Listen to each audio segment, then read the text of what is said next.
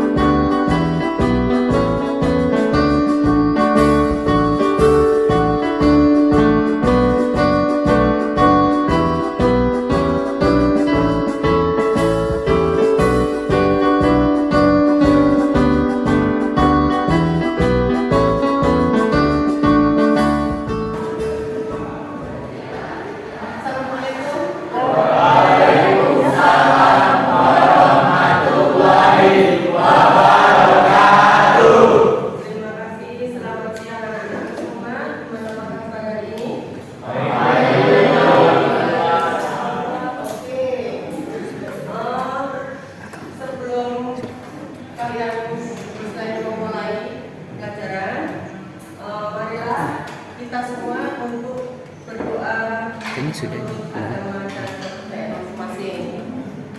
Oke, berdoa mulai. Berdoa selesai. Oke, anak-anak semua. Hari ini kita sebelum belajar dimulai untuk mencintai tanah air kita Indonesia, marilah kita semua menyanyi lagu Tanah Air Beta, ya. Oke, mulai 1, 2, 3. Indonesia tanah air beta, pusaka abadi nan jaya. Indonesia sejak dulu kala selalu dipuja-puja bangsa. Di sana tempat lahir beta, dibuai dibesarkan bunda, tempat berlindung di hari tua, sampai akhir menutup mata. Oke, terima kasih. Ibu akan mengabsen kalian semua. Oke. Ambika, Amanda hadir. Apridiatri Resita hadir. Carlo hadir. Iya. Terima kasih kalian 3 orang yang nggak hadir tadi ya. Oke. Kalian kita sekarang belajar tentang makna dan fungsi tari. Oke. Siapa yang tahu apa itu tari? Kita bisa menjawab. Tari itu apa? Tari adalah suatu cabang seni gerakan yang dinamis mengikuti gerakan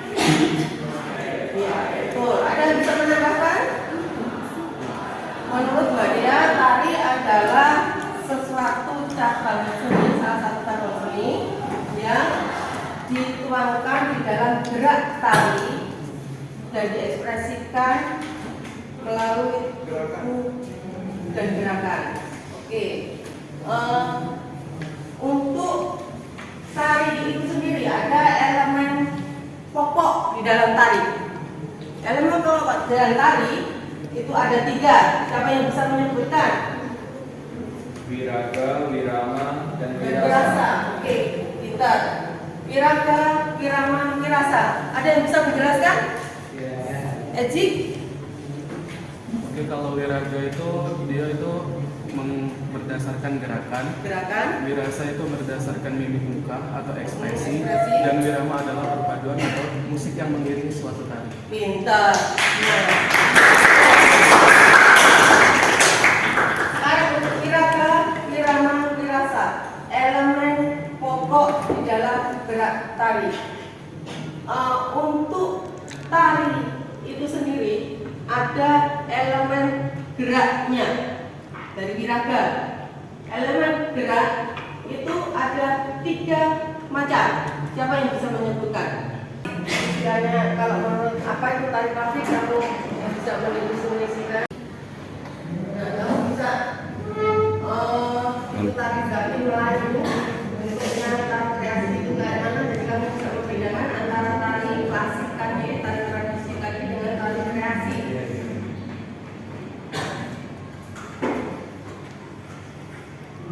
Oke, kalian di sini sudah paham? Bagaimana tari klasik dengan tari kreasi kayak mana? Silakan mempresentasikan. Baiklah, pertama-tama kami ingin memperkenalkan diri terlebih dahulu. Saya Muhammad Rizky Alfarezi sebagai moderator. Saya masih sebagai komisi. Saya Khairul Rahmi. Saya Zaki Ramadan.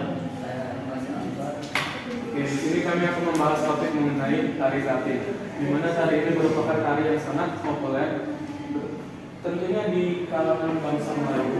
Tari Zapin ini sebenarnya merupakan tari rakyat, disebut dengan tari ini kreasi baru juga bisa, yang akan dijelaskan oleh Zaki Hawai. Baik, asal mula dari tari Zapin adalah tari Zapin itu berasal dari bahasa Arab yaitu Zapin, yang mempunyai arti pergerakan kaki cepat mengikuti retak pukulan. Zapin merupakan khazanah tarian rumpun Melayu yang mendapat pengaruh dari Arab.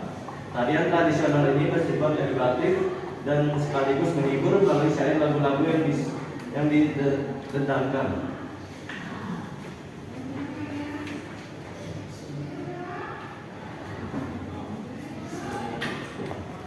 Oke, yang berikutnya akan dibacakan oleh Pasha Alwan. Ini dari tari Zapin, sebuah seni yang terdapat di hampir seluruh daerah yang berada di Provinsi Riau. Di masa kerajaan, yaitu di awal perkembangannya Zapin di daerah Siak, seni ini dikenal sebagai tari upacara dan media dakwah yang dilakukan di dalam sebuah istana. Namun seiring dengan berakhirnya kepemimpinan kerajaan Siak tahun 1945, maka sejak saat itu tari Zapin juga mulai keluar dari istana dan dibawakan untuk acara-acara rakyat di Siak. Awal kehadiran seni Zapin telah dikenal sebagai sebuah seni yang dimanfaatkan untuk media dakwah.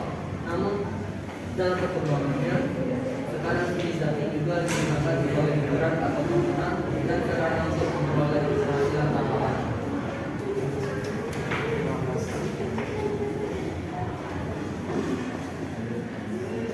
Berikutnya adalah pengiring tari yang akan dibacakan oleh Alila.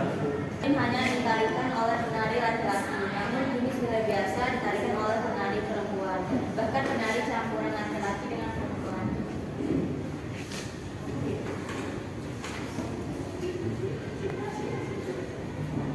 Oke, kelompok 1 sudah membawakan tari Zapin. Ada yang mau bertanya dengan tari Zapin? Berdiri dan bisa Sebelumnya perkenalkan, nama saya Dewa Tresvita. Kalau untuk penari Zapin itu biasanya berapa orang di penari? jawabannya kita tampung terlebih dahulu. Pertanyaan saja untuk meningkat waktu, soalnya silakan untuk Penari Zapin itu dipentaskan oleh 7 orang. Bisa terdiri dari putra, putri maupun putra dan putri.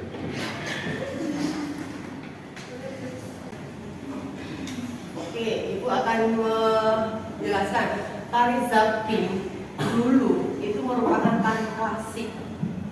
Tapi seiring waktu berjalan, tarian itu berfungsi sebagai sarana untuk tari hiburan dan bisa dikreasikan seperti itu.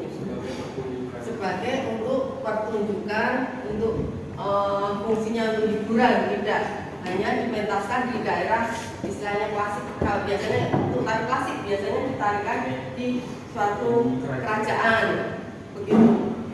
Oke, saya kira kelompok 1 sudah cukup. Selamat pagi, salam sejahtera untuk kita semua. Kami dari kelompok 2 ingin memperhatikan tentang pengertian dari tari gending Sriwijaya. Sebelumnya izinkan kami memperkenalkan diri terlebih dahulu. Perkenalkan, nama saya Febriansa. Nama saya Federica Derasuta. Saya dari Rasawa. Saya Nanda. Saya Nawa Asaya. Baiklah, kami akan memulai presentasi pada hari ini. Untuk materi pertama tentang pengertian tari gending Sriwijaya yang akan dijelaskan oleh Nadira.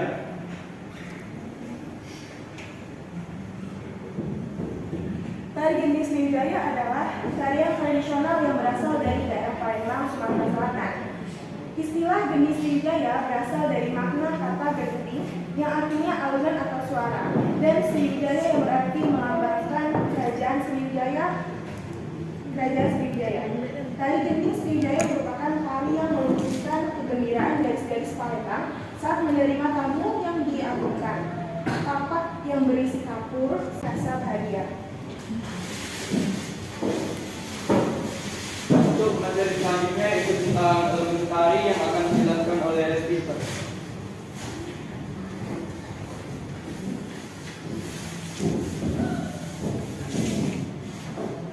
Elemen tari adalah unsur-unsur yang ada di dalam tari yang membentuk tarian seindah mungkin dan dengan iringan yang selaras dengan musik. Terdapat 3 unsur pokok yaitu menjadi elemen dasar gerak tari. Salah satunya pada tari gending Sriwijaya yakni Pertama, elemen tenaga. Elemen tenaga pada tari gending Sriwijaya adalah gerak tari yang dilakukan dengan intensitas rendah. Gerak dengan intensitas rendah memerlukan tenaga yang lemah atau sedikit dan disebut gerak tari bertenaga. pertama ada tepak. Tepak itu ialah isi kapur sirip, pinang, dan ramuan. Yang kedua yaitu payung, kebesaran dari tari gending Sriwijaya. Yang ketiga tombak. Tombak sendiri yaitu untuk mengawal penari gending Sriwijaya. Yang keempat gamelan dan gong untuk mengisi suara. Dalam hal ini penari paling depan gending Sriwijaya akan membawa tepak sebagai sekapur sirip dipersembahkan kepada tamu yang akan datang. Kemudian penari depan akan diiringi 2 penari yang membawa ridor, wadah yang terbuat dari jaruningan. Menurut aslinya, persembahan sekapur sirip tersebut dilakukan oleh putri saja. Namun saat ini peran penyanyi dan musik pengiring tari sudah lebih banyak digantikan dengan tempercorder, sedangkan peran pengawal terkadang ditiadakan, terutama jika tarian itu dipertunjukkan dalam gedung atau panggung tertutup. Silakan dengan bertanya. Mungkin ada kelompok lain yang ingin bertanya. Saya Dea dari kelompok 3, izin bertanya untuk kelompok 2. Biasanya pada tari gending Sriwijaya membawakan penari berapa orang? Terima kasih. Untuk pertanyaan dari Dea yang akan dijawab oleh Nadia. Biasanya tari gending Sriwijaya itu ditarikan oleh 9 penari. Apakah untuk saudara Dea bisa diterima? Saudari. Tarian itu biasanya hanya ditarikan di kerajaan. Sekarang bisa ditarikan di setiap tempat untuk penyambutan tamu. Misalkan ada acara di pemerintahan atau di istilahnya kantor-kantor mau mengadakan acara apa, bisa melakukan pembukaan penyambutan tamu itu menggunakan tari gending Sriwijaya seperti itu. Oke, kelompok 2 Ibu rasa sudah cukup. Sekarang dari kelompok 3.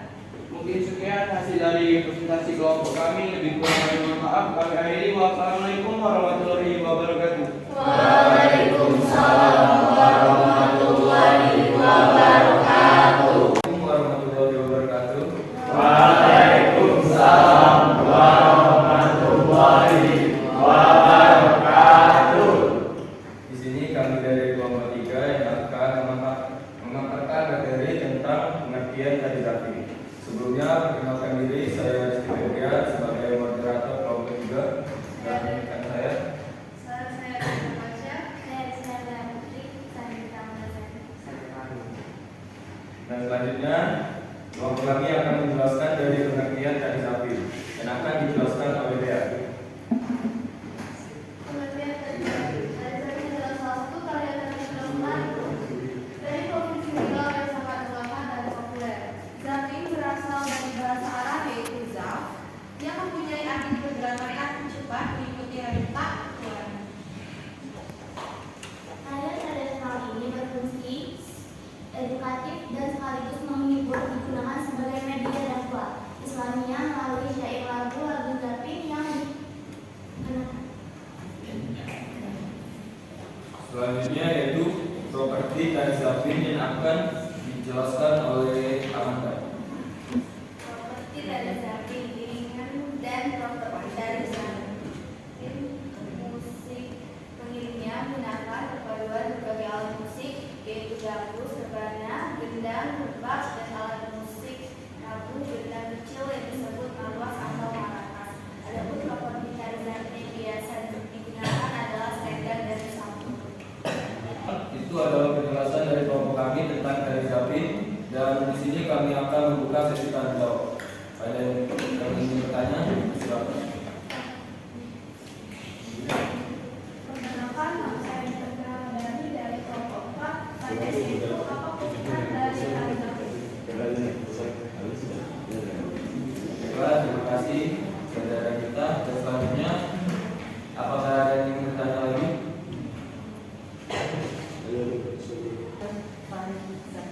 Baiklah, kami akan menjawab pertanyaan dari saudara kita, yaitu keunikan dari Zapin yang akan dijelaskan oleh Dea. Keunikan dari tari Zapin ialah tangan kaki yang memiliki irama dan temponya yang agak cepat.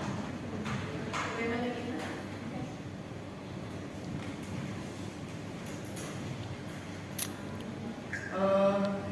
Ibu ingin menjelaskan lagi untuk tari Zapin. Tari keunikan dari tari Zapin itu terletak pada gerakan-gerakan yang ada di tari Zapin, yaitu hentakan-hentakan kaki, tangan, rentak tangannya, dan sebagainya itu. Terus kekompakan pergerakan itu di situ. Nah, dari itu dihubungkan dengan istilahnya fungsi dan maknanya tadi. Dari hentakan kaki itu dengan irama musiknya. Nah, musiknya itu dendang-dendang Melayunya itu merupakan ada istilahnya dakwah, metode dakwah. Istilahnya ajakan-ajakan kita untuk mencintai yang kuasa seperti itu, dan untuk mengagungkan yang kuasa. Dengan hentakan kaki dengan seperti itu istilahnya simbol untuk kita yang kuasa itu ada hubungannya, ada kaitannya antara pergerakan itu dengan kaitannya dengan rasa syukur, gerak maknawi seperti itu. Tuh, oke. Nah, Ibu kira kelompok 3 sudah cukup. Sekarang ganti kelompok 4 untuk mempresentasikan. Baiklah, mungkin ini saja presentasi dari kelompok 3 tentang pengertian tari Zapin. Kami akhiri. Wassalamualaikum warahmatullahi wabarakatuh. Baiklah. Assalamualaikum warahmatullahi wabarakatuh. Waalaikumsalam warahmatullahi wabarakatuh.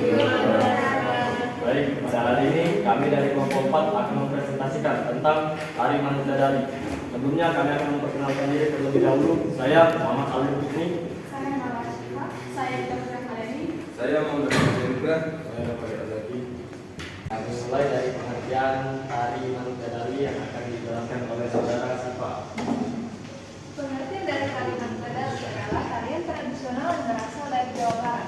Tarian ini lekat dengan budaya Sunda karena disajikan dengan iringan lagu Manuk Dadali. Meskipun Manuk Dadali diartikan sebagai burung Garuda, namun gerak tari Manuk Dadali ditarikan dengan bentuk prosili yang dalam ruang lainnya dipersembahkan sebagai ornamen.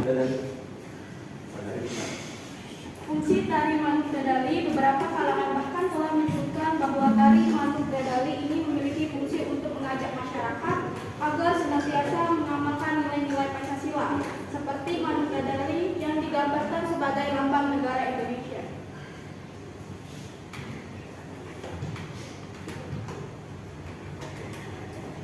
Selanjutnya elemen-elemen yang terkandung dalam tari Manuk Dadali. Elemen-elemen yang terkandung dalam tari Manuk Dadali, yang pertama musik, yaitu iringan tari Manuk Dadali adalah lagu Manuk Dadali yang biasanya telah direkam. Kedua, pola lantai. Terdapat beberapa ragam pola lantai tari Manuk Dadali, yaitu pola dasar lurus, pola dasar melengkung, dan pola dasar zigzag.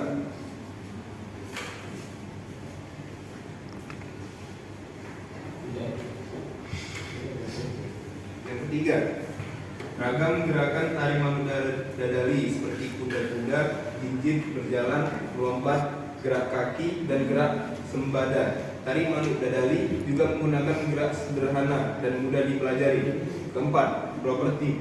Tari Manuk Dadali juga menggunakan properti khusus seperti busana, aksesoris, dan alat musik pengiring. Busana yang dikenakan penari Manuk Dadali merupakan baju khas Sunda dengan sayap. Penari juga menggunakan aksesoris berupa selendang, gendang, serta mahkota atau hiasan kepala. Manuk Dadali yang akan dibacakan oleh saudara Tari. Makna dari Manuk Dadali dalam setiap lirik dan gerakannya mengandung makna untuk mengamalkan nilai-nilai Pancasila. Tarian ini sangat cocok digunakan sebagai media ajar untuk anak-anak agar memiliki rasa nasionalisme dan kesadaran akan Pancasila. Selain itu, agar dapat memiliki cara komunikasi, sosialisasi diri, pembiasaan mekanisasi tubuh, pembentukan tubuh, dan penanaman jiwa sosial budaya yang baik. Gerakan tari Manuk Dadali memiliki makna untuk menunjukkan rasa nasionalisme pada negara Indonesia seperti makna lagunya. Kami buka sesi tanya jawab. Apabila ada yang ingin bertanya, kami persilakan. Baik. Perkenalkan, nama saya Kalila Pertami dari kelompok 1. Saya ingin bertanya, siapa yang menciptakan lagu Manuk Dadali? Terima kasih. Sebentar lagi, apakah ada lagi yang ingin bertanya? Oke, sebelumnya perkenalkan saya Riti dari kelompok 1. Untuk lirik lagu yang ada pada tari Manuk Dadali, apakah memiliki makna tersendiri di dalamnya? Tari Manuk Dadali itu adalah si Sambas memberikan membantu dari rekan kalian untuk menjawab pertanyaan yang pertama. Kemudian yang kedua tadi makna tari Manuk Dadali. Makna dari lirik lagu Manuk Dadali adalah menceritakan tentang bagaimana gagah perkatanya burung Garuda. Burung Garuda disegani oleh yang lain. Digambarkan juga Manuk Dadali yang sedang bersatu dan rukun juga tidak saling hidup berdampingan penuh kasih sayang. Oke. Saya kira dikasih kelompok 4 untuk mempresentasikan itu. Terima kasih semuanya. Silakan. Baik, sekian presentasi dari kami. Apabila ada kekurangan, kami mohon maaf. Wabillahi taufiq wal hidayah. Wassalamualaikum warahmatullahi wabarakatuh. Waalaikumsalam warahmatullahi wabarakatuh. Ibu sudah membagikan kepada kalian untuk proses untuk kalian kerjakan. Nanti setelah dikerjakan dikumpulkan pada itu. Nah, bisa menjawab pertanyaan. Istilahnya bukan yang bisa menjawab pertanyaan ini untuk refleksi ya. Yang satu,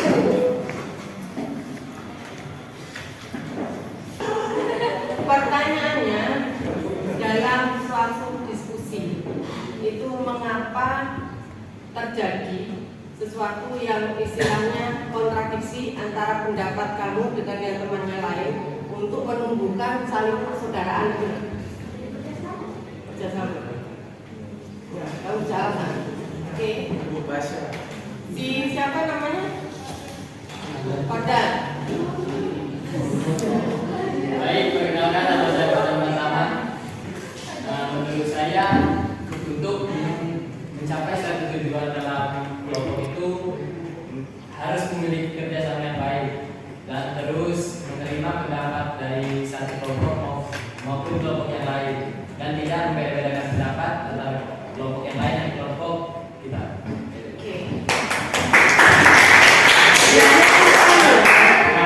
Depan. Yang menjawab bisa menjawab dia. Jadi untuk kerjasama itu mau menumbuhkan karakter kita semua, istilahnya rasa yang ada di ego yang ada di diri kita. Kalau kita mempunyai suatu istilahnya pendapat, kalau kita bersama berkumpul itu pendapat itu harus disatukan dengan pendapat yang lain. Itu nanti kalau tidak disatukan mungkin ada egois, akhirnya jadi pertengkaran dan menumbuhkan istilahnya karakter yang tidak diinginkan, misalnya berantem atau yang lain. Kedua, setelah mengerti pembelajaran ini, jelaskan apa yang kamu ketahui tentang makna dan fungsi tari berdasarkan elemen pokok dan pendukungnya. Nama saya dari Katasya. Saya akan menginfokan tentang pembelajaran pada hari ini yang terdapat pada dalam unsur tari ada 3 unsur. Yang utama yaitu wiraga, wirama, wirasa, yang dimana wiraga itu memiliki arti bahwa penari wajib menampilkan gerakan tarian. Wirama itu irama musik, dan wirasa adalah kemampuan seorang penari dalam mengekspresikan geraknya. Dan ada lagi yaitu unsur pendukung tari, ada properti, busana, tata rias, dan uang. Oke, pintar. Tepuk tangan.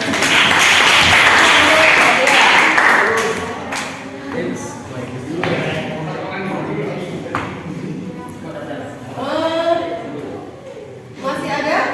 Masih. Sekarang yang ketiga adalah mengungkapkan asumsi yang tersembunyi, yaitu menumbuhkan karakter bagi siswa. Apakah dalam keadaan istilahnya asumsi-asumsi yang kamu ada di dalam diri kamu itu timbulnya ada nggak kayak itu perasaan-perasaan kamu, istilahnya jelaskan menurut alasan kamu.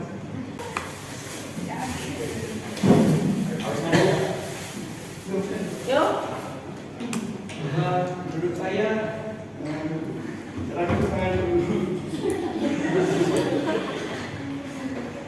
sangat dulu bagi pengajar, karena dengan adanya pendidikan karakter baru mengendalikan batasan-batasan apa yang baik untuk dilakukan serta apa yang kurang baik, serta pendidikan karakter ini yang bakal memfilter aktivitas seseorang.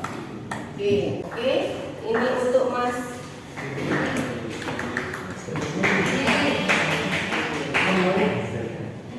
Oke.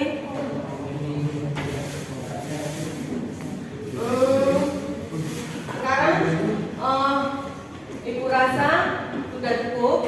Kalian sudah mengerjakan post-test. Di situ ada post-test yang sudah dibagikan. Post-testnya istilahnya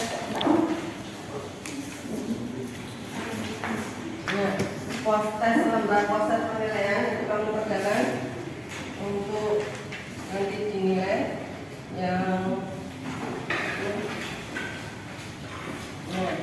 sekarang sudah ini nanti jangan lupa nanti istilahnya untuk tugas berikutnya kamu bisa melihat dari grup dari kelas kamu ya. Nanti tugas untuk refleksi tindak lanjutnya apa dan bagaimana nanti bisa dijelaskan di situ. Ada pertanyaan?